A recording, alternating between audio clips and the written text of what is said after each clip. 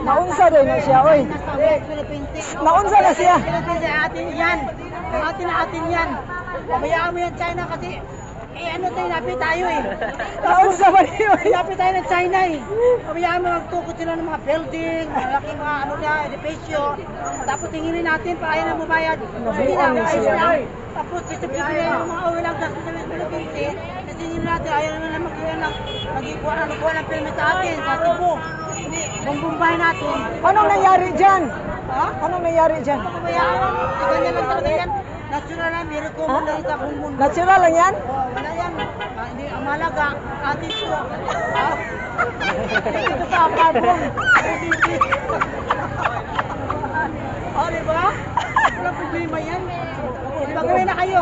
Bata. Wala tapos na. Bata pa noon yan. Naunsa na siya. Naunsa na siya. Uy.